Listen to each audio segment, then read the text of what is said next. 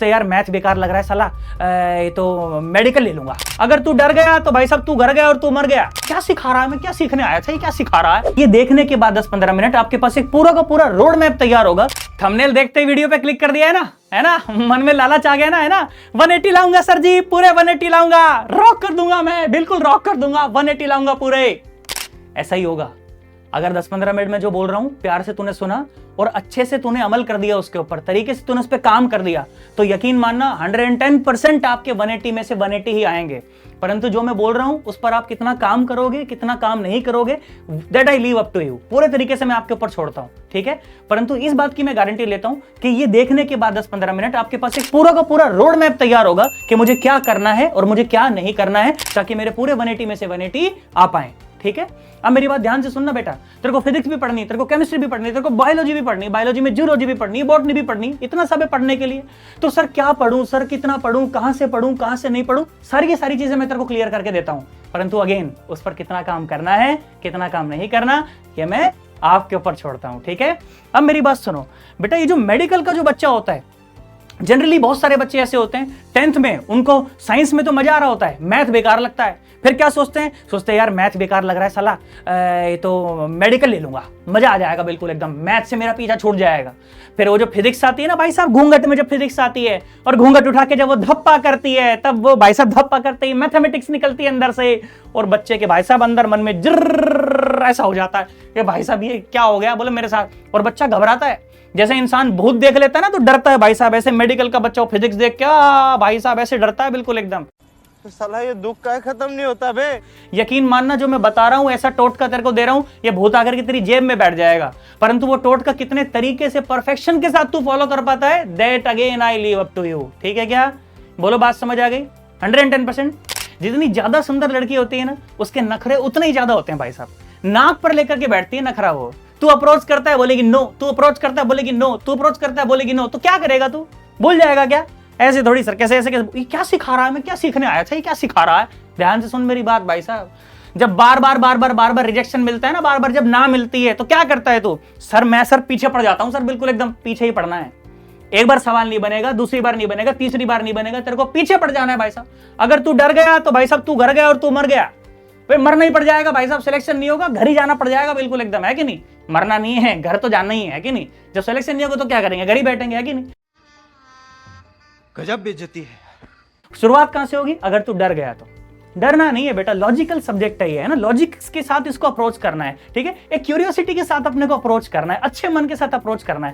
तेरे को सवाल देख करके ना ऐसा लगना चाहिए अरे यार ये सवाल करना, तेरे को मन में ये ख्याल आना चाहिए अरे अच्छा सवाल है यार, मैं देखता हूं थोड़ा यार, ट्राई करते हैं यार, है ना। मन में ये भावना आनी चाहिए कि ट्राई करना है अपने को, है ना। सवाल हो ना हो that is some other thing. नहीं होगा ज्यादा क्या होगा, गलत हो जाएगा तो ज्यादा क्या होगा, परंतु ट्राई जरूर करना है। मन में क्यूरियोसिटी होनी चाहिए उसके लिए कि हाँ यार अच्छे से ट्राई करूंगा, होना ना होना वो तो बात की बात है। बोलो बात समझ आ गई? एक स्किल है, ये एक स्किल है। अब आप सोचो स्किल को तो मास्टर करने में यार समय लगता है यार, है कि नहीं। आपको हारमोनियम बजाना सीखना है, आपको पियानो बजाना सीखना है, आपको बांसुरी बजाना सीखनी है, भाई साहब सालों लग जाते हैं लोगों को। हाँ हमारे पास सालों नहीं है, परंतु हमारे पास महीनों तो है ना। तो एक स्किल है ना, एक ऐसी स्किल है जिसको कुछ महीनों में आप मास्टर कर सकते हो, 110% कर सकते हो। बस शर्त है आपको चीज पता हो कि कैसे करना है, क्या करना है और क्या नहीं करना है। वही बताने के लिए मैं आया हूं। आपको बता दूंगा तरीके से कि ये करना है बेटा, ये नहीं करना, तो आपको बस वैसा का वैसा कर लेना है। और जो मैं बता रहा हूं नहीं करना, तो वैसा का वैसा नहीं करना। बोलो बात समझ आई? पक्का 100%। अब मेरी बात सुन, इधर आओ। ठीक है जी, बहुत बढ़िया साहब। ये ध्यान से देख, एक सवाल है तेरे सामने, है ना। नीट का जो बच्चा होता है ना, उसको क्या रटा दे, ये फॉर्मूला बेटा रट ले, ये फॉर्मूला बेटा रट ले, ये फॉर्मूला बेटा रट ले। नहीं करना है ये भाई साहब। नीट 2025 का 45 नंबर कोड का पहला सवाल है ये, 45 नंबर कोड का पहला सवाल है ये, पहला सवाल सोचो। और भाई साहब एक मल्टी कंसेप्ट सवाल है ये जेईई एडवांस लेवल का सवाल है, आप ये समझो, है कि नहीं। अब आप ये सोचो, नीट का बच्चा जो बेचारा मन में कितने सारे सपने, कितना कुछ लेकर के बैठा है वो एग्जामिनेशन हॉल में कि हाँ वही रॉक कर दूंगा और रॉक कर दूंगा, उसके सामने भाई साहब खुलते ही भाई साहब पहला सवाल ये आ जाए, प्राण निकल गए उसके भाई साहब। एडवांस लेवल का सवाल है।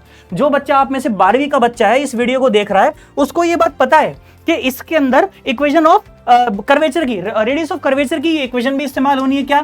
r is equal to d square y by d x square divided by 1 plus dy by dx का होल स्क्वायर और इस पूरे की पावर 3/2। इसके अंदर ये भी यूज होना है। इसके अंदर भाई साहब सरफेस टेंशन और एक्सेस प्रेशर में क्या रिलेशन आता है पता है तुम्हारे को, याद है? अरे 12वीं वाले बच्चों, एक्सेस प्रेशर के अंदर क्या रिलेशन आता है याद करो, 2T/R। ये तो गधेड़े को भी पता होता है, परंतु ये तो एडवांस के लेवल का सवाल था भाई साहब। उसमें अब देखो, एक बबल के अंदर क्या होता है, एक रेडियस ऑफ कर्वेचर इस तरफ की और एक रेडियस ऑफ कर्वेचर इस तरफ की, ये दोनों एक दूसरे के परपेंडिकुलर होती हैं। तो यही फॉर्मूला जो है इस फॉर्मेट में भी बनता है, T/R1 परपेंडिकुलर और T/R2 परपेंडिकुलर। अब इस फॉर्मेट के अंदर ये फॉर्मूला इस्तेमाल करना, उसको इसके साथ जोड़ पाना भाई साहब, उस समय अगर नीट का बच्चा वो सिर्फ फॉर्मूले रट करके बैठा है तो भाई साहब घंटा उससे सवाल बनेगा उस समय, 1 से लाख % भी भाई साहब सवाल नहीं बन सकता उससे। क्या करना है, फॉर्मूले नहीं रटने भाई साहब, बिल्कुल नहीं रटने। आपके पास पूरे सब्जेक्ट में, जब आप सब्जेक्ट पढ़ेंगे फिजिक्स, आपके पास हर एक कंसेप्ट के पीछे आपके पास वाई होना चाहिए। आपको टीचर से पूछने की हैबिट बनानी है। ये भाई साहब मैं पढ़ाता हूं, मैं बच्चों को बोलता हूं बेटा आप मेरे से पूछो खुल के, आप मेरे से ये पूछो बेटा वाई, सर वाई आपके मन में ऐसा क्या चला कि सर आपने ये इस्तेमाल कर दिया, आपने तो कर दिया, मेरे से कैसे होगा, आप मेरे को वाई बताओ पहले पीछे का। आपको ये आदत बनानी है कि आपको क्लासरूम्स में, आप जहां पर भी पढ़ रहे हैं, जिस भी कोचिंग में पढ़ रहे हैं, जिस भी देश के जिस भी हिस्से में आपको पढ़ रहे हैं, जिस भी टीचर से आप पढ़ रहे हैं, आपको वाई करना है उससे, सर वाई। ऐसा टीचर ने सवाल दिया, उसने सॉल्यूशन लिखा सर वाई, उसने एक क्वेश्चन फॉर्मूला बताया सर वाई। आपको वाई पूछने की आदत डालनी पड़ेगी, क्योंकि नीट का पैटर्न अब बेटा धीरे धीरे चेंज हो रहा है। मैं तो आपको ये कहूंगा कि भाई साहब नीट जो है वो जेईई मेंस से आप समझो किसी भी मायने में पीछे नहीं रहा है भाई साहब, कहीं ना कहीं लेवल बिल्कुल टक्कर का आ गया है। अगर आप वाई पूछने की आदत नहीं डालेंगे, आपसे सवाल नहीं बनेंगे बेटा, बिल्कुल नहीं बनेंगे। टीचर ने सामने इक्वेशन लिखी, फॉर्मूला लिखा, you just have to ask sir why. ये बात पूछने में घबराना नहीं है, बिल्कुल भी अपने को मन में किसी प्रकार का कोई डर होना नहीं चाहिए, ठीक है क्या? तब जाकर के इस तरह के सवालों को हम लोग टैकल कर पाएंगे। भाई साहब बात बताऊं तुम्हें, 90% मास्टरों से सवाल नहीं बना था ये उस टाइम, जब ये सवाल पहली बार बाहर आया था ना मार्केट में पेपर के बाद, भाई साहब 90% मास्टरों से सवाल नहीं बना था। नीट के जो टीचर थे ना उनसे सवाल नहीं बना था उस टाइम पे। ये अच्छे भी टीचर थे, उन्होंने बनाया, बढ़िया लॉजिकल आंसर दिया, मजा आया भाई साहब उसके अंदर। 90% मास्टर भाई साहब सवाल नहीं बना पाए थे। आप अगर ये बात कह रहे हो बीइंग अ टीचर के जहां मैं कलम रोक दूं, एनटीए की औकात नहीं कि उससे सवाल बना दे, तो भाई साहब आप मतलब क्या ही कर रहे हो भाई साहब, आप कैसे बात बन जाएगी? आप ये कह रहे हो कि मैं 30 दिन मैं यहाँ पर खड़ा होकर के मैं पढ़ा दूंगा, उससे बाहर एनटीए की औकात नहीं कि वो पूछ ले, तो भैया हाथ जुड़वा लो, काहे मतलब बच्चे हैं ये बेचारे, बड़ी मेहनत से मतलब पैसा आता है, बड़े अरमान है इनके मन में, है कि नहीं? वो नहीं करना है अपने को। बोलो बात समझ आ गई? कंसेप्ट नहीं पढ़ना, और भगवान के लिए वन शॉट मत देखो। अगर आप वन शॉट देख रहे हो भाई साहब, नहीं बनेंगे आपसे चीजें, बिल्कुल भी नहीं बनेंगी। बिल्कुल रस में एकदम ऐसे चीजें चलती हैं, नहीं बनती उसमें चीजें। बात समझ आ गई? क्या पूछना, क्या सीखा यहां से? वाई। बोलो बात समझ आ गई? कि जो कोई भी सवाल हमारे सामने आएगा, कोई भी फॉर्मूला हमारे सामने लिखा जाएगा, सोल्यूशन हमारे सामने लिखा जाएगा, हम क्या पूछेंगे? वाई।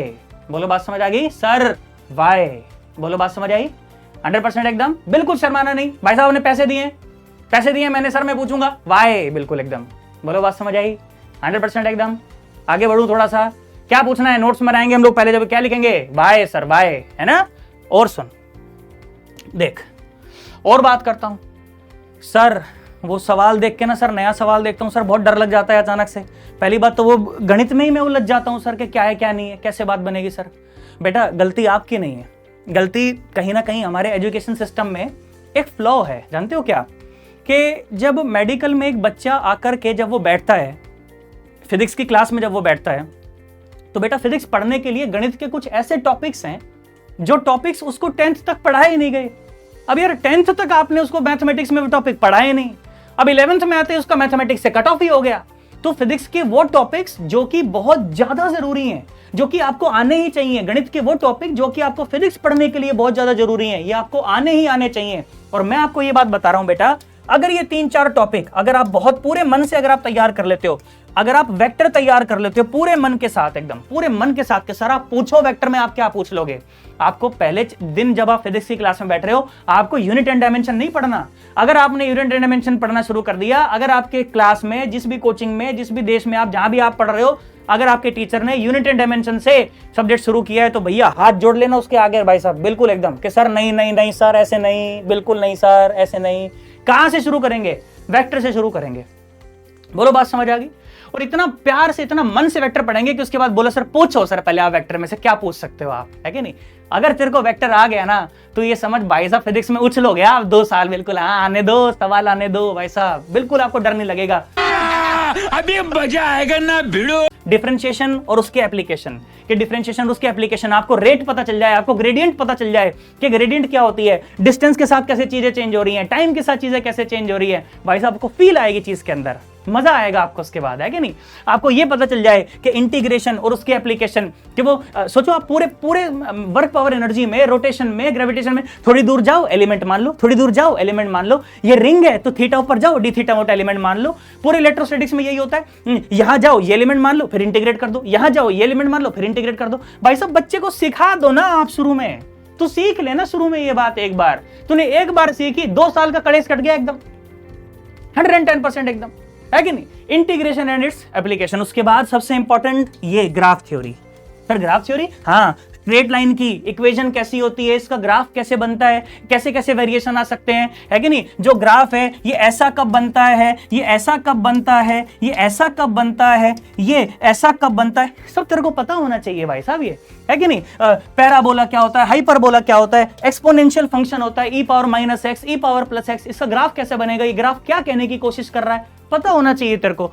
मैक्सिमा मिनिमा की कैलकुलेशन 10 जगह परेशान करती है बच्चे को, 10 जगह भाई साहब, वर्क पावर एनर्जी में परेशान करेगी, फिर 12वीं में परेशान करेगी, ये बताओ रिंग का फील्ड कहां मैक्सिमम हो गया, ये कहां मिनिमम हो रहा है, ये कहां हो रहा है, ये कहां, भाई साहब तो शुरू में सीख लेना उसको एक बार। एप्लीकेशन ऑफ इंटीग्रेशन पढ़ रहा है, एप्लीकेशन ऑफ डिफरेंशिएशन पढ़ रहा है, तो सीख शुरू में मैक्सिमा कैसा होता है, मिनिमा कहां होता है, स्टेबल इक्विलिब्रियम कहां बनता है, अनस्टेबल इक्विलिब्रियम कहां होता है, एक बार में सीख के कड़े काट, ताकि 2 साल तो मौज मारे, है कि नहीं। मैं आपको 110%, आप मेरे से अगर स्टैम्प पेपर पर साइन करवाना चाहो ना, मैं आपको स्टैम्प पेपर पर साइन करके दे सकता हूं भाई साहब। अब मैं आपको कोर्ट में खड़ा होकर के मैं गवाही दे सकता हूं आपको ये बात, कि अगर आपको ये 4 टॉपिक अगर आपको अच्छे तरीके से आते हैं, आप ये बोल दो मेरे को कि दीपक सर पूछ लो, आप क्या पूछ लोगे, अगर आपको ये 4 टॉपिक ढंग से क्लियर है ना, आपका सिलेक्शन भाई साहब दुनिया में कोई माई का लास्ट सिलेक्शन नहीं रोक सकता आपका यू विल गेट 100% सिलेक्टेड भाई साहब, अगर आपको ये 4 चीजें समझ आती हैं तो। कोई भी सवाल देख करके नया आपको ना अंदर से ऐसा नहीं लगेगा कि अरे यार ये पता नहीं क्या ही कह रहा है, यार पता नहीं क्या ही गणित यूज कर लेगा, अगर आपको ये 4 चीजें आती हैं तो। इसके अलावा थोड़ी सी ट्रिग्नोमेट्री, जो कि 10वीं में थोड़ी सी कम पढ़ाई जाती है, 90 तक के एंगल की पढ़ाई जाती है ना, 0 से लेकर 90 तक के एंगल की तो ट्रिग्नोमेट्री हम लोग पढ़ते हैं कि 0 से 90 तक कितनी वैल्यू आ रही है, साइन 120 पे कितना होता है, कॉस 135 पे कितना होता है, 37 डिग्री, 53 डिग्री, है ना, ये बड़े खास एंगल हैं ये, इन एंगल्स के ऊपर कैसे काम किया जाता है कि नहीं। अपने कोई बात ढंग से समझ आनी चाहिए, मैजिक ट्रायंगल कैसे बनती है ना, बताते हैं नहीं बताते, इस तरह से बताते हैं कि अगर ये 4 मीटर है, अगर ये 3 मीटर है और अगर ये 5 मीटर है, तो 5 और 3 के बीच का एंगल 53 डिग्री का बनता है, और ये 90 हो गया, ये 53 90, तो ये एंगल कितना है 37 डिग्री, है कि नहीं। तो ये सब बातें, फिर cos 37 sin 37 cos 53 sin 53, ये सब बातें आप शुरू में ही सीख लो। 1 महीना लगता है इसके अंदर। मैं जब भी कोर्स शुरू करता हूं किसी भी बैच में कभी भी, तो उस टाइम पे मैं फिजिक्स पढ़ाता ही नहीं। बच्चा कहता है सर कौन सा चैप्टर चल रहा है, अबे कोई सा चैप्टर नहीं चल रहा, चैप्टर पढ़ना कैसे सिखा रहा हूं तेरे को, उसके लिए तैयार कर रहा हूं पहले तेरे को। ये 4 टॉपिक अगर आपको अच्छे तरीके से आते हैं, मैं आपको 110% कोर्ट में खड़ा होकर के मैं गवाही देने के लिए तैयार हूं, आपका सिलेक्शन नहीं रुकेगा, नहीं रुकेगा, नहीं रुकेगा, पक्का नहीं रुकेगा। सवाल को देख के आप डरोगे नहीं, 100% एकदम। बोलो बात समझ आ गई। क्या क्या तैयारी कर लेनी अपने को, क्या क्या, वेक्टर, डिफरेंशिएशन उसके एप्लीकेशन, इंटीग्रेशन उसके एप्लीकेशन, साथ में ग्राफ थ्योरी। बोलो बात समझ आ गई, और साथ में थोड़ी थोड़ी ट्रिग्नोमेट्री। समझ आ गया पक्का 100% हम ये कर पाएंगे। नीचे कमेंट करके बताना है मेरे को, सर आपने बताया सर समझ आया, ये टॉपिक मैं आज ही तैयार करूंगा सर, ये सर मेरा ये कच्चा है मैं आज ही तैयार करूंगा। तैयार करना है भाई साहब, उसके बाद आगे बढ़ना है, ठीक है। और सुन, आ जाओ और बात करो। सर कैसे सर, वो थ्योरी पढ़ लेता हूं सर, फिर सर थ्योरी पढ़ने के बाद ना सर सवाल ही नहीं बनते सर, फिर सर मैं दोबारा थ्योरी पढ़ता हूं सर, फिर सर देखता हूं फिर एक आधे सवाल बने हैं, फिर नहीं बनते, फिर मैं सर दोबारा थ्योरी पढ़ता हूं, और मैं सर थ्योरी में ही उलझा रहता हूं। भाई साहब कभी नहीं होगा तेरा सिलेक्शन, कभी नहीं होगा ऐसे। फिर सर क्या करूं सर, थ्योरी बार बार पढ़ने की कोई जरूरत नहीं है, बिल्कुल नहीं पढ़नी। आपने एक बार थ्योरी तैयार करी, दिमाग में एक बार फॉर्मूले रख लिए ना, जितना सर ने पढ़ाया था तूने पढ़ लिया ना, उसके बाद उसको साइड में बंद कर, उसको कॉपी को साइड में कोने में रख दे, उसको बक्से में बंद करके ताला लगा दे। फिर सर क्या करूं, अब क्वेश्चन शीट उठा, फिर सर सवाल तो बन ही नहीं रहे, फिर क्या करूं बेटा, क्वेश्चंस का लेवल आप थोड़ा सा अब डाउन करो, ठीक है। मैं आपको ये कहूं कि छोटा बच्चा है, बिल्कुल छोटा सा बच्चा है ना, बिल्कुल एकदम नन्ना मुन्ना सा, अभी जाकर के मैंने स्कूल में बिठाया बस उसको अभी, है ना, और उसको मैंने एबीसीडी रटवा दी, बच्चे ने रट ली। मैंने बोला बेटा सुना एबीसीडी, बोला sir A for apple, B for ball, C for cat, D for dog, E for elephant. मैंने कहा ओके, जेड तक सुनाई मैंने, हिंदुस्तान टाइम्स उसके हाथ में दिए, मैं ले पढ़ के सुना। वो मेरे को देख रहा, फिर हिंदुस्तान टाइम्स देख रहा, ये तो नहीं आ रहा है। क्या कर सकता हूँ यार? तो क्या इसका मतलब कि उस बच्चे की तैयारी कमजोर है क्या? उस बच्चे की तैयारी कमजोर है, आप बताओ। उसके हिसाब से तो उसकी तैयारी 100% एकदम यार, उसने मेहनत करी है यार। तो ये जो हाथ में जो चीज पकड़ ली है ना, ये चीज गलत पकड़ ली है अभी हाल फिलहाल। सर कैसे बनेगी बात फिर?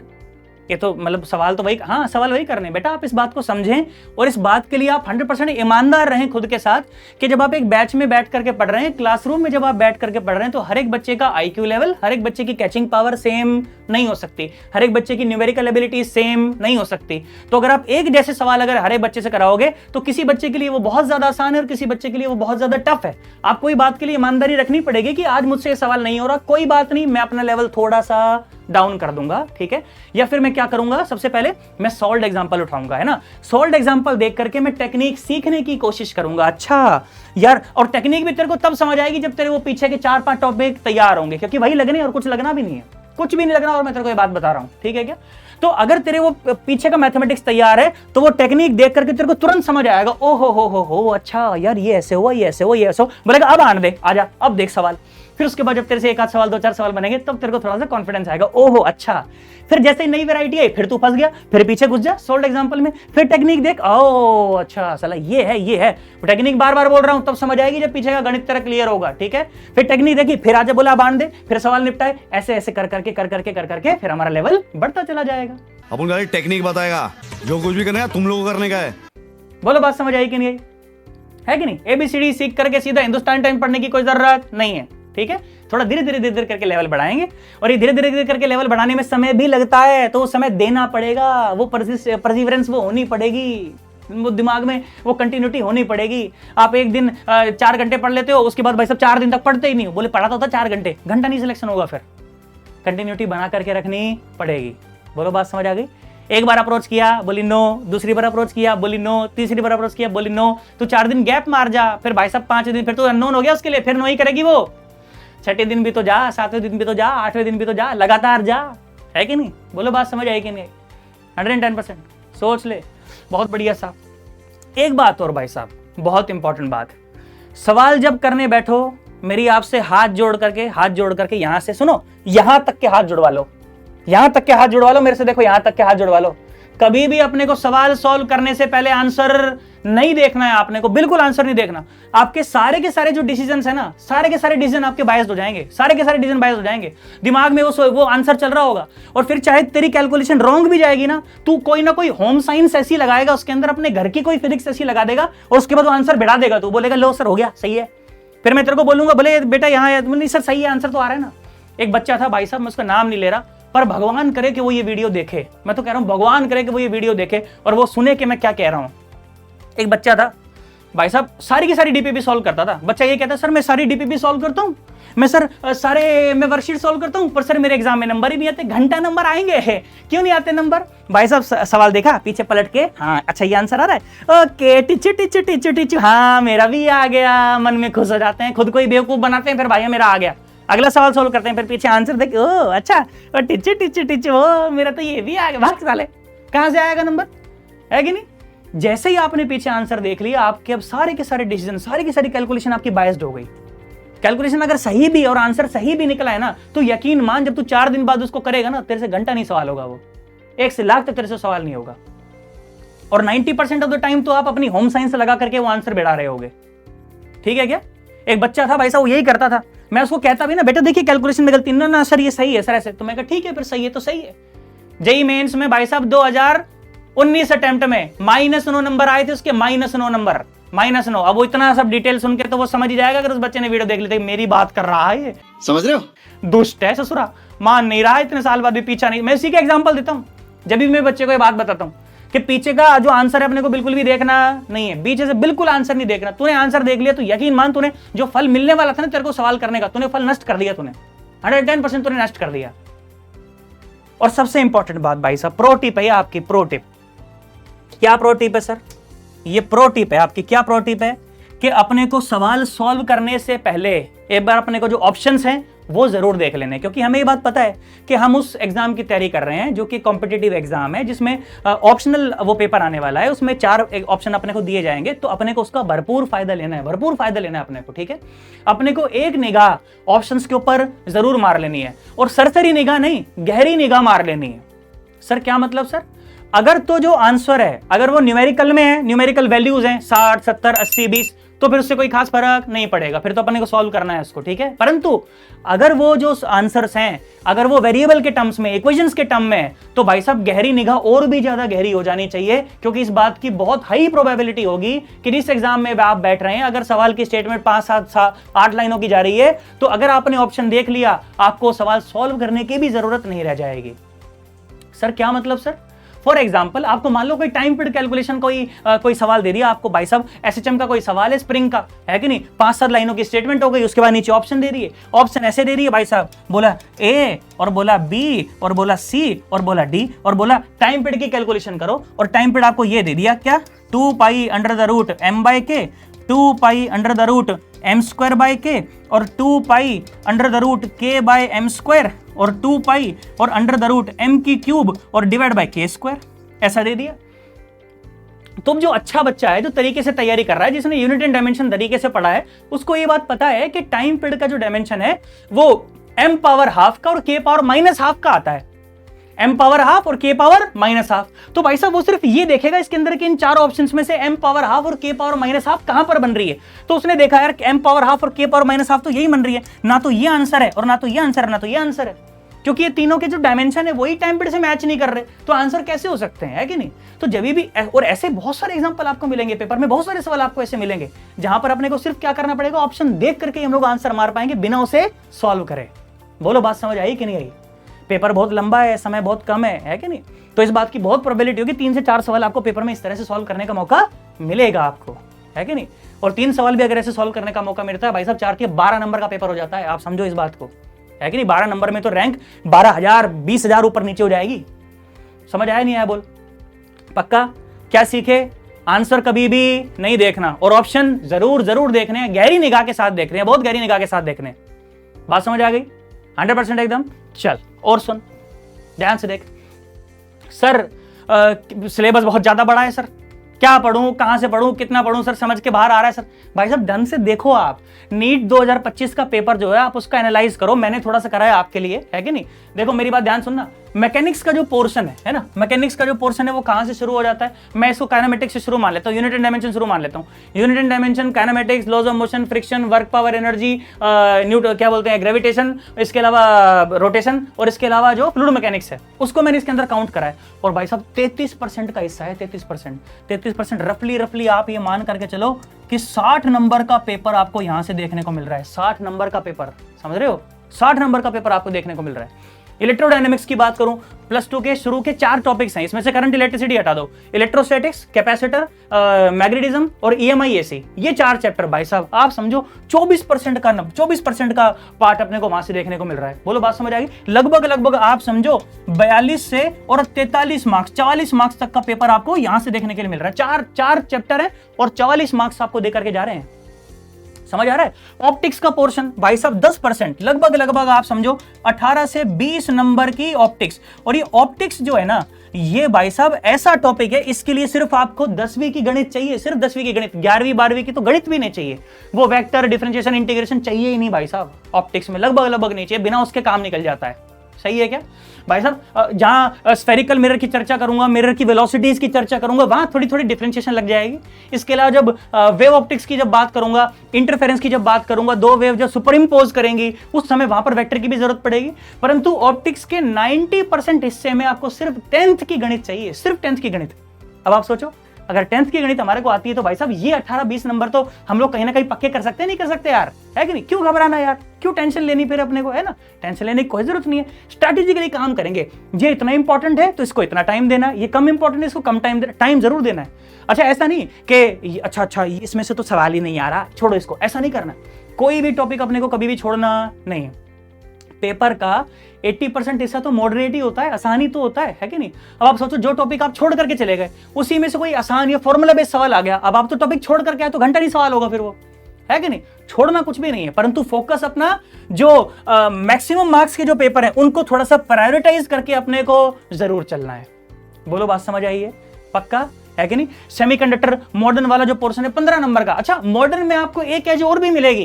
केमिस्ट्री में आपने शुरू में जो एटम और न्यूक्लियाई पढ़ लिया, आपको बाद में वही पढ़ाना है, वही आपको 12वीं फिजिक्स में पढ़ना है। जो 11वीं केमिस्ट्री में पढ़ लिया वही 12वीं फिजिक्स में भी पढ़ना है। हाँ, थोड़ा सा और डिटेल में पढ़ना है कि नहीं। यहां पर जैसे आपको जब आप 11वीं केमिस्ट्री में पढ़ते हो तो इलेक्ट्रॉन जब रिवॉल्व कर रहा है न्यूक्लियस में चारों तरफ, तो आपको उसकी रेडियस निकलवा देते हैं, आपको उसकी वेलोसिटी निकलवा देते हैं ना, एन नंबर वगैरह निकलवा देते हैं, एनर्जी निकलवा देते हैं। वहां पे ये बात थोड़ी सी और आगे बढ़ जाती है कि नहीं। वहां पर बोलेंगे इससे मैग्नेटिक फील्ड भी निकालो, इससे बोर मैग्नेटन भी निकालो, है कि नहीं, और इससे करंट भी निकालो, फ्रीक्वेंसी भी निकालो, बहुत सारी चीजें, परंतु शुरुआत तो वहीं से होती है कि नहीं। तो अपने को कहीं ना कहीं एक एज मिलती है मॉडर्न में, है ना। अपने को 11वीं केमिस्ट्री में जो पढ़ा अपन ने 12वीं फिजिक्स में आपको लगभग पोर्शन वही पढ़ना होता है। रही बात सेमीकंडक्टर की, अच्छा इसका भी कुछ पोर्शन 11वीं में पढ़ाया जाता है। P type N type semiconductor क्या होता है 11वीं केमिस्ट्री में पढ़ाते हैं, तो थोड़ी सी एज वहां मिलती है कि नहीं। तो सेमीकंडक्टर का जो पोर्शन है आप ही समझो मुश्किल से बता रहा हूं 3 घंटे में तैयार किया जा सकता है। मॉडर्न और सेमीकंडक्टर दोनों जोड़ दूं, मुश्किल से 8 से 10 घंटे में आप ये पूरा तैयार कर सकते हो। आप सोचो 10 घंटे में, है ना, 10 घंटे में, और आप समझो 15% भाई साहब, तो कितना हो गया 18, और आप समझो ये कम से कम भी नहीं तो 23 नंबर का पोर्शन है ना, 23 नंबर का पोर्शन। 180 में से 23 तो तेरे यही पक्के हो गए अगर तूने सिर्फ 10 घंटे पढ़ाई करी है, तो सिर्फ 10 घंटे की पढ़ाई में 23 नंबर पक्के हो गए तेरे 180 में से, है कि नहीं। क्यों घबराते हो यार, है ना। तरीके से एकदम स्ट्रेटेजी बना करके इस पे इतना टाइम दूंगा, ऐसे करूंगा, ये ऐसे करूंगा, ऐसे काम करना है अपने को, है कि नहीं। बोलो बात समझ आ रही है, घबराने की कोई जरूरत नहीं है। जो टॉपिक बताए मैथमेटिक्स के वो अगर तेरे तैयार हो गए ना, मैं तेरे को बार बार बोल रहा हूं, मैं तेरे को कोर्ट में खड़े होकर के मैं गवाही दे सकता हूं बिल्कुल कि जज साहब इस बच्चे का सिलेक्शन श्योर है, श्योर है, श्योर है। समझ आ रहा है, पक्का। और सुन भाई साहब, कैसे करें सर, क्या करें सर, है कि नहीं सर, कहां से पढ़ाई करें सर, कैसे करें भाई साहब। वर्कशीट और डीपीपी अपने को जिस भी कोचिंग में आप पढ़ रहे हो, जहां पर भी आप पढ़ रहे हो, लगभग सबका मटेरियल सेम सा ही होता है, सबका सेम सा चल रहा होता है, इसमें कोई खास बात नहीं है। अगर आपके पास डीपीपी और वर्कशीट नहीं है आपके पास, तो आप क्या करोगे भाई साहब, आपके अपने ऐप के ऊपर यार मैंने एकदम फ्री ऑफ कॉस्ट सब कुछ तो अवेलेबल करा रखा है, तो जाओ ना उसको डाउनलोड करो ना भाई साहब, पढ़ो ना वहां से, कौन मना करता है आपको, ठीक है। और डीपीपी और वर्कशीट को अपने को कंबाइन कर देना है एक प्रीवियस ईयर की बुक के साथ। अब वो प्रीवियस ईयर की बुक कोई भी हो सकती है, वो एमटीजी हो सकती है, सिंगेज हो सकती है, बाकी भी बहुत सारे पब्लिकेशन है, मैंने नाम नहीं लिखा। ये कोई पेड वीडियो नहीं है कि हालांकि इन्होंने पैसा दे रखा है, इनका कंटेंट ठीक होता है ना, गलतियां थोड़ी सी कम होती है। सिंगेज की जो बीएम शर्मा नीट के लिए भी आती है उसमें गलतियां बहुत कम है, एमटीजी में गलतियां बहुत कम होती है। इसीलिए अपने को क्या करना है, इन डीपीपी और वर्कशीट को इनके साथ कंबाइन कर देना है। बस जो भी टॉपिक हमने पढ़ा पहले डीपीपी से सवाल लगाए, वर्कशीट से सवाल लगाए, उसके बाद एक बार उसकी प्रीवियस ईयर भी देख लिए, हाँ, तो तैयारी हमारी पक्की हो जाती है। और अगर हमारी डीपीपी और वर्कशीट में अगर ये दोनों पहले से ही कंबाइंड हो जाए फिर तो भाई साहब मजा ही आ जाए, है कि नहीं।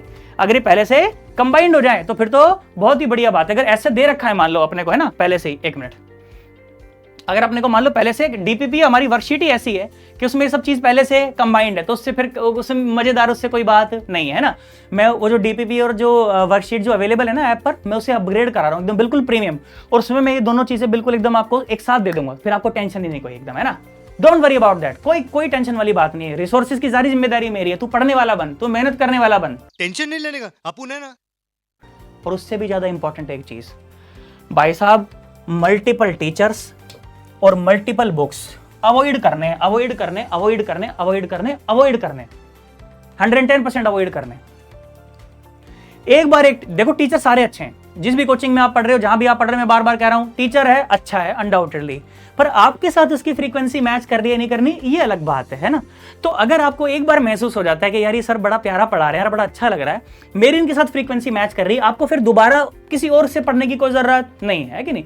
आप एक बार चीज डिसाइड कर लो, है कि नहीं। वो हमारे यहाँ बड़े बूढ़े कहते भी है ना कि जब तक गुरु ना मिले सांचा तब तक गुरु करो 10-5 भाई साहब। तो आप 10-5 देख लो, जहां फ्रीक्वेंसी मैच कर जाए टिक जाओ वहीं। उसके बाद फिर एक टॉपिक के लिए मल्टीपल टीचर से पढ़ने की कोई जरूरत नहीं, खिचड़ी बन जाएगी भाई साहब। ऐसे ही है, मल्टीपल बुक्स को फॉलो करने की कोई जरूरत नहीं है। एक साथ 2-3 किताबें शुरू कर लेंगे, अच्छा इससे भी करूंगा, किसी से नहीं होगा। एक बुक कर ले, पूरी कर ले, जब खत्म हो जाए तेरे पास टाइम बच जाए, जो कि नहीं बचेगा, फिर दूसरी किताब उठा, बचेगा नहीं भाई साहब। एक किताब पूरी कर लो, जो भी किताब आप उठा रहे हो, ये प्रीवियस ईयर की एक बुक उठाई, एमटीडी से कर ले, सिंगेज से कर ले, सर सॉल्यूशन सबके, अरे सब एक जैसा ही मिलेगा सब यार, सब एक जैसा होता है, वो कोई खास बात नहीं उसके अंदर। घर थोड़ी सवाल बनाएगा अपने, वही पीवाई की उसके अंदर, वही पीवाई की उसके अंदर। भाई साहब अपने घर थोड़ी सवाल बनाए उन्होंने बैठ के, है कि अपने घर थोड़ी बैठ के सॉल्यूशन बनाए हैं, है कि नहीं? सब एक जैसा मिलता है, वो एक कर ले पूरी कर ले। बोलो बात समझ आई? 100% एकदम सोच ले और सुन। हाँ, पावर ऑफ नोट्स भाई साहब, ये बहुत इंपॉर्टेंट चीज है भाई साहब, बहुत ज्यादा इंपॉर्टेंट चीज है। अच्छा ऑफलाइन में तो मेरे को इसकी कोई टेंशन नहीं है, मैं कूट पीट के किसी तरह काम करवा ही लेता हूँ, ठीक है ना? ऑफलाइन में मेरे को कोई दिक्कत नहीं है भाई साहब, मैं ठोका पीटी करके, गाली बक के भाई साहब, कुछ भी करके भाई साहब, कान मरोड़ के, घर फोन करके, मैं कुछ ना कुछ करके करवा लेता हूँ। मेरे को दिक्कत रहती है तुम ऑनलाइन वाले बच्चों की भाई साहब, बहुत ज्यादा मेरे को मन में टेंशन रहती है, पता नहीं यार ये स्क्रीन के उस पार बैठा हुआ है, ये पता नहीं क्या कर रहा है, क्या ही नहीं कर रहा है, यही जानता है कि नहीं? बच्चे पता क्या करते हैं भाई साहब, मैं सामने पढ़ा रहा हूँ, ऐसे अच्छे से पढ़ा रहा हूँ, हाँ बेटा ये ऐसे भाई साहब, बच्चे ना ऐसे ऐसे बैठ जाएंगे टेबल पर, सामने लैपटॉप रखा हुआ है सामने, हाँ हाँ बेटा समझ, हाँ भाई साहब कॉपी नहीं उसके पास पेन नहीं, ना रफ कॉपी ना कुछ, और बैठ के से देख रहा है, पिक्चर थोड़ी चल रही है वो। भाई साहब कॉपी पेन लेकर के बैठो साथ में, है ना, रफ कॉपी लेकर के बैठो। मैं कह रहा हूँ वीडियो को स्टॉप कर बेटा, खुद से ट्राई कर तो कर, है कि नहीं? ऐसे नहीं बनेगी बात। तू मूवी देख रहा है ना यहाँ पे, हो क्या मस्त भाई साहब है ना, क्या मैंने अच्छा सवाल सोल्व किया, ओ क्या मस्त खेल रहा है मास्टर, क्या मस्त पढ़ा रहा है। अबे मैं तो मस्त पढ़ा रहा हूँ, तेरा मस्त थोड़ी हो रहा है यार, तू तो कर ले मस्त कुछ, है कि नहीं? नोट्स बनाने, पूरे बनाने। नोट्स जो है ना वो आपकी सफलता की सीढ़ी है बेटा। अगर आपके नोट्स पूरे, आप समझो सीढ़ी बिल्कुल पूरी की पूरी तैयार है कि नहीं? नोट्स ही पूरे, सीढ़ी बीच बीच में से टूटी हुई है, क्या घंटा ऊपर तक पहुंचोगे? नोट जो सफलता की सीढ़ी है पूरी की पूरी एकदम वो कंप्लीट होनी चाहिए, तभी तो ऊपर जाकर के पहुंचेंगे। नोट जहां पर सीढ़ी ब्रेक हो जाएगी भाई साहब, गड़बड़ा जाएगा मामला, फिसलने के चांस और ज्यादा हो जाएंगे। समझ आ रहा है? पक्का? उससे भी इंपॉर्टेंट बात, अपने को बनाने short notes. Sir short notes मतलब? फॉर एग्जाम्पल मान लो मैंने आपको इलेक्ट्रोस्टैटिक्स ही पढ़ाया, और इलेक्ट्रोस्टैटिक्स मैंने लगभग आप समझो 150 पेज का पढ़ा दिया, है कि नहीं? मैंने आपको इतने टॉपिक्स पढ़ाए, इतने सवाल कराए, वो सारे के सारे कहाँ खत्म हुए? 150 पेजों में खत्म हुए। तो जिस दिन वो चैप्टर खत्म हुआ है ना, तेरी जिम्मेदारी बनती है कि उसके अगले 2 दिनों के अंदर, जिस भी दिन वो चैप्टर खत्म हुआ, मंडे वो चैप्टर खत्म हुआ, तो मैक्सिमम टू मैक्सिमम वेडनेसडे तक तेरे को उन 150 पेजों को तेरे को 10 पेजेस में बांध देना है। सर 10 पेजेस में बांध देना है? हाँ, वो 150 पेजों का जो ज्ञान है वो 10 पेजों से ज्यादा जाना ही नहीं चाहिए। तो जिस दिन आपकी कोचिंग में, जिस दिन आपकी क्लास में अनाउंसमेंट होगी कि बेटा कल सरप्राइज टेस्ट है इलेक्ट्रोस्टैटिक्स का, तो पूरी क्लास तेरी पढ़ रही होगी वो 150 पेज, तू पढ़ रहा होगा 10 पेज। पूरी क्लास भाई साहब पैनिक कर जाएगी 1 मिनट के अंदर कि अरे कैसे होगा, इतना बड़ा चैप्टर है, ये तो 150 पेज आया था। तेरे को पता है 10 पेज का है बस। क्यों? क्योंकि तूने बैकएंड पे काम कर रखा है, तूने स्मार्ट वर्क कर रखा है। मेहनत तो मजदूर भी करता है ना, करता है कि नहीं करता बताओ? 8-10 घंटे काम करता है भाई साहब, सर्दियों में भी वो पानी में भिगो के, पता है तुम्हारे को, वो जो ईंटें जब जमानी पड़ती हैं, मसाला बनाना पड़ता है, सीमेंट बनानी पड़ती है, गर्मी में भाई साहब, जून की गर्मी, जुलाई की गर्मी भाई साहब, धूप पड़ रही है, पसीने में वो बेचारा लगा पड़ा है धूप के अंदर, तो मेहनत तो तेरे से ज्यादा कर रहा है, पर वो उतना सक्सेसफुल नहीं हो पाएगा जितना तो हो जाए। क्यों? Smart work. स्मार्ट वर्क करना है अपने को भाई साहब, मजदूर की तरह मेहनत नहीं करनी। मेहनत करनी है परंतु मजदूर की तरह मेहनत नहीं करनी है कि वो 150 पेज पढ़ो लो, 150 पेज नहीं पढ़ने भाई साहब। क्या हुआ? तूने 2 दिन तूने इतनी मेहनत करी, 2 दिन तूने इतना अच्छा काम करा कि तूने वो सारे 150 पेजों को तूने 10 पेजों में बांध दिया। अब 10 पेजों में बांध दिया तो तेरे को सिर्फ 10 पेज पढ़ने हैं। अब तू सोच, फिजिक्स में ऐसे 10 चैप्टर्स हैं, हर एक पेज के 10-10 चैप्टर, हर एक चैप्टर के 10-10 पेज हो गए, 100 पेज, सिर्फ 100 पेज। 100 पेज मतलब लगभग आधी कॉपी, लगभग आधा रजिस्टर तेरा। सोच, आधे रजिस्टर में तूने पूरी 12वीं की फिजिक्स बांध दी यार, क्या कमाल कर दिया तूने यार, है कि नहीं? और ऐसे ही अगली आधी कॉपी में तूने 11वीं की फिजिक्स बांध दी भाई साहब, क्या तूने कमाल कर दी। एक कॉपी में भाई साहब 2 साल का सिलेबस, बोल ले ये कॉपी पढ़ूंगा, रिवीजन के टाइम पे काम आएगी, मजे आ जाएंगे बिल्कुल एकदम। और वो तेरे पर्सनलाइज्ड होने चाहिए, वो ऐसे होने चाहिए कि समझ तेरे को ही आए, ताकि जब तेरा साथ वाला बोले ना भाई मेरे को भी दे दे, मेरे को बोले ले उसको घंटा समझ नहीं आएगा, वो समझ तेरे को ही आएगा। इसलिए हर एक बच्चे के जो शॉर्ट नोट्स हैं वो अलग होते हैं। किसी बच्चे को कोई चीज ज्यादा इंपॉर्टेंट लगती है, किसी को कोई चीज कम इंपॉर्टेंट लगती है, उस पर वो वेटेज दे करके फिर उसके जो शॉर्ट नोट्स हैं वो अलग हिसाब के बनते हैं। ठीक है? क्लासरूम नोट्स सबके एक जैसे होते हैं, और शॉर्ट नोट्स जो होते हैं वो पर्सनलाइज्ड नोट्स होते हैं, उसी बच्चे के होते हैं, वो समझ भी उसी को ही आते हैं। सही है क्या? बात समझ आ रही है? पक्का एकदम? और सुन, आ जाओ। तो सर ये टेस्ट वेस्ट का क्या सीन है भाई साहब? जिस दिन चैप्टर खत्म हुआ उस दिन तेरी ये मॉरल रिस्पॉन्सिबिलिटी बननी चाहिए कि तेरे को वो टेस्ट 2 दिन के अंदर अटेम्प्ट करना है। जिस दिन वो चैप्टर खत्म हुआ, डीपीपी और वर्कशीट तो साथ साथ चलती रहती है, उसके बाद 2 दिन भी वो बोल रहा हूं जो रिवीजन के लिए तेरे को चाहिए, 2 दिन बहुत ज्यादा बोल रहा हूं। इन 2 दिनों में तू क्या काम करेगा, वो शॉर्ट नोट्स भी बनाएगा और साथ साथ तेरी टेस्ट की भी तैयारी हो जाएगी, है कि नहीं। टेस्ट की तैयारी हो जाएगी तो फिर अपन 2 दिन बाद क्या करेंगे, टेस्ट को अटेम्प्ट करेंगे, ठीक है क्या। और टेस्ट को अटेम्प्ट करना आप समझो मतलब बहुत मस्त है बिल्कुल ये चीज एकदम। अब सर टेस्ट तो सर आपकी कोचिंग्स में जहां भी आप पढ़ रहे हैं सब जगह टेस्ट सीरीज लगाई गई है, बाकी मैंने ऐप पर भी टेस्ट सीरीज डाल रखी है जेई वाले बच्चों के लिए, तो नीट वालों के लिए भी बहुत जल्दी अवेलेबल करा रहा हूं, डोंट वरी, उसमें कोई परेशानी वाली बात नहीं है कि नहीं। और अपने यहाँ तो लगभग सारा का सारा कंटेंट फ्री चलता है भाई साहब, क्या ठीक है, क्या क्या फर्क पड़ता है, बच्चे पढ़ लिए ना बस बहुत है मेरे लिए, ठीक है। ये अपने को जरूर करना है। और बिना टेस्ट के आप समझो आपको मतलब अपनी कहाँ आपकी शॉर्ट कमिंग्स हैं, कहाँ आप गलतियां कर रहे हो, आपको बिल्कुल वो एनालाइज तो कब करोगे, उस टेस्ट के दौरान ही तो कर पाओगे, है कि नहीं। तो टेस्ट देना बहुत जरूरी है। जिस दिन चैप्टर खत्म हुआ उसके अगले 2 दिन मैक्सिमम 2 दिन के अंदर हमें टेस्ट अटेम्प्ट करना है। चैप्टर वाइज टेस्ट सीरीज मैंने अवेलेबल करा दी, ठीक है पक्का। अब गलतियों के ऊपर बात करता हूं थोड़ी सी, सुन बेटा। सवाल के स्टेटमेंट है, बहुत बड़ी स्टेटमेंट है, 3-4 लाइन की स्टेटमेंट है, टाइम बहुत कम है पेपर में, टाइम बहुत कम है टेस्ट में, है कि नहीं। बच्चा क्या करता है, एक ही स्टेटमेंट को a block of mass 2 kg is lying on the surface having the friction coefficient of 0.2, a force of 10 Newton is applied at a angle of 37 degree. वो बार बार पढ़े जा रहे हैं पढ़ेंगे। अभी पढ़ के ऐसे नहीं बनेगी बात भाई साहब। क्या आपका तरीका होना चाहिए, आपको एक लाइन पढ़नी है, आपको साथ साथ उसका डायग्राम बनाना है। फिजिक्स में सबसे पहला काम सुंदर डायग्राम। अगर आपके सुंदर डायग्राम है, अगर आप चीजों को विजुअलाइज कर पा रहे हो, बहुत बढ़िया, शानदार, आप सिलेक्शन की राह पर हैं भाई साहब, आप सिलेक्शन की राह पर हैं। मुस्कुराइए, आप सिलेक्शन की राह पर हैं अगर आप चीजों को विजुअलाइज कर पा रहे हो तो। आपने जब पढ़ा कि body of mass 2 kg is lying on horizontal surface, आपके दिमाग में ये बनना चाहिए, आपको पेपर पर ये बनाना है कि body of mass 2 kg is lying on the horizontal surface of friction coefficient 0.2। तो आपको मार्क करना है यहां पर कि friction coefficient 0.2 and the force of 10 Newton is being applied at an angle of 37 degree with the horizontal.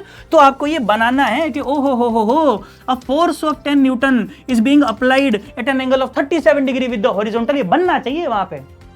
अब तू सोच, जब तूने एक बार में पढ़ के लाइन तूने डायग्राम बना दिया, तो उसके बाद क्या तेरे को स्टेटमेंट दोबारा पढ़ने की जरूरत पड़ेगी? नहीं पड़ेगी ना, तेरा टाइम बच गया ना यार। जब 3 बार 4 बार स्टेटमेंट को टाइम पढ़ने में टाइम खराब कर रहा था, है कि नहीं, उसमें फिर डेटा उठाता, कुछ करता, 10 बार गलतियां करता उसके अंदर, है कि नहीं, तो गलतियां से बचेगा कि नहीं बचेगा, सिली मिस्टेक्स कम होंगी कि नहीं होंगी, है कि नहीं। ये तरीका है, लाइन पढ़ो डायग्राम बनाओ, लाइन पढ़ो डायग्राम बनाओ, लाइन पढ़ो डायग्राम बनाओ, लाइन टू लाइन। आप मेरे को पढ़ाते हुए आज फिजिक्स पढ़ते 15 साल हो गए भाई साहब, 15-17 साल हो गए आज फिजिक्स पढ़ाना शुरू किया था, जब से पढ़ा रहा हूं 15-17 साल हो गए आज। मैं आज तक कोई सवाल बिना डायग्राम के सॉल्व ही नहीं कर पाता। कितना भी सिंपल से सिंपल सवाल हो, मेरे दिमाग में पहले डायग्राम आएगा, अच्छा ओ ऐसा, ओ अच्छा, फिर ऐसा। बिना डायग्राम के विजुअलाइजेशन ही नहीं आता, फिर सवाल सोल्व करने का फायदा क्या।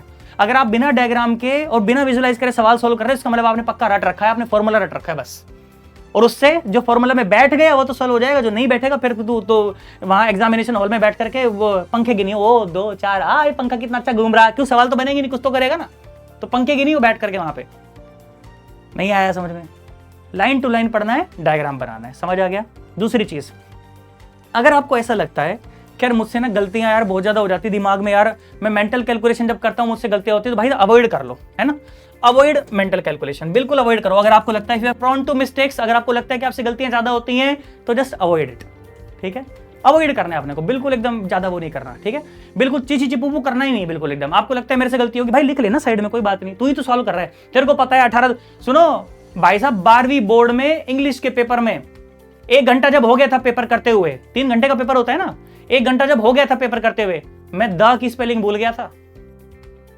THI लिख रहा हूं कभी, TH लिख रहा हूं कभी, फिर मैंने सोचा मैं अबे दीपक मैं पीछे पलट के देखा, मैंने कहा अच्छा द की स्पेलिंग मेरे को टीपनी पड़ गई। एग्जाम एंजाइटी कहते हैं इसको, एग्जाम एंजाइटी कहते हैं इसको। और उस समय आती सराती चीजें आप गलत कर देते हो। तो अगर आपको ऐसा लगता है कि आपको एग्जाम एंजाइटी ज्यादा होती है and if you are prone to mistakes, है ना, कि आप मेंटल कैलकुलेशन करोगे आपसे गलती होगी, तो भाई साहब मत करो। छोटी भी कैलकुलेशन आपको लग रही है, क्यों ईगो पे लेते हो, साइड में लिख लो ना उसको। सवाल सही करना जरूरी है कि नहीं। तेज करने से जरूरी क्या है, सही करना। धीरे हो जाएगा पर सही हो जाएगा। सही आई समझ आया? जल्दी भी करेंगे अपन, धीरे धीरे करेंगे, परंतु गलत करने से जरूरी क्या है, सही करना। तो सही करना आपने, गलत नहीं करना है। समझ आ गया? धीरे कर लेंगे, गलत करेंगे, गलत नहीं करेंगे। बोलो बात समझ आ गई है? पक्का 100%। और सुनो एक और बात, जैसे ही आप टेस्ट दोगे, तो टेस्ट देने के बाद आप नंबर आएंगे आपके, है कि नहीं? आपके पास आपने सॉल्व तो किया ही होगा पेपर, उसके बाद आपको सोल्यूशन भी मिलेगा उसके ऊपर, है कि नहीं, कि ये सोल्यूशन है।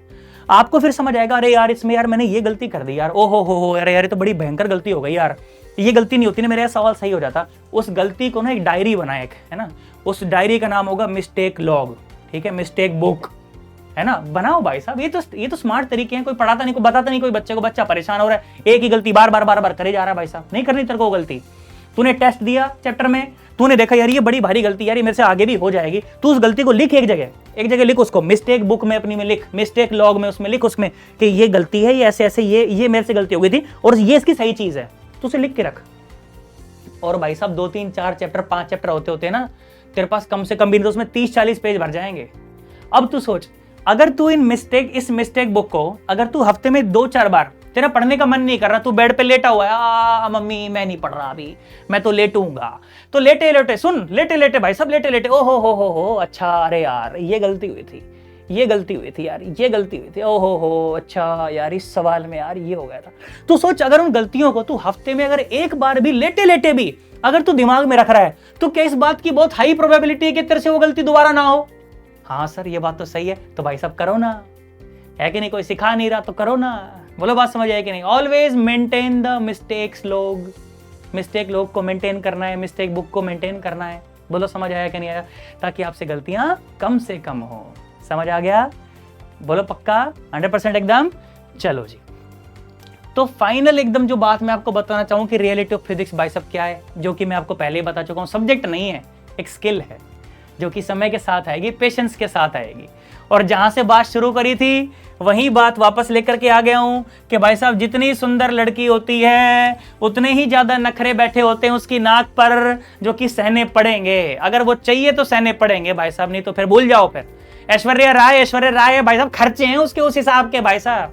नोरा फतेही उस हिसाब के खर्चे हैं। मेंटेन कर सकोगे तो बात करो, नहीं तो फिर निकल लो, है कि नहीं? सब्जेक्ट तुमने ऐसा चुन लिया यार, भारी तुमने सब्जेक्ट चुन लिया, तो घबरा जाओगे अगर, तो फिर यार गड़बड़ हो जाएगी। घबराना नहीं है, बिल्कुल नखरे हैं, दिखाएगी, सहना पड़ेगा, और सह पाओगे तो काम बनेगा और नहीं तो काम नहीं बनेगा। बोलो बात समझ आ गई? तो patience is the key, patience बना करके रखना है। चेहरे पे शिकन नहीं आनी चाहिए, माथे पर ये भाई साहब बल नहीं पड़ना चाहिए, क्या हो रहा है, खुशी से एकदम, है ना, तरीके से। क्यों डॉक्टर बनना है? क्योंकि डॉक्टर बनने के बाद अच्छी लाइफ हो जाएगी, खुशी मिलेगी अपने को, तो वो सालों बाद की खुशी के लिए आज की खुशी को खराब नहीं करना है। पढ़ना है, खुशी से पढ़ना है, तरीके से पढ़ना है। बोलो बात समझ आ गई? 100% एकदम। मैं ऐसी आशा कर रहा हूं कि इन बातों का अगर भाई बच्चे ध्यान रखेंगे तो फिर अपना सिलेक्शन 100% हो जाएगा और 180 में से 180 आएंगे बिल्कुल एकदम। बोलो बात समझ आ गई? Bye bye, Tata.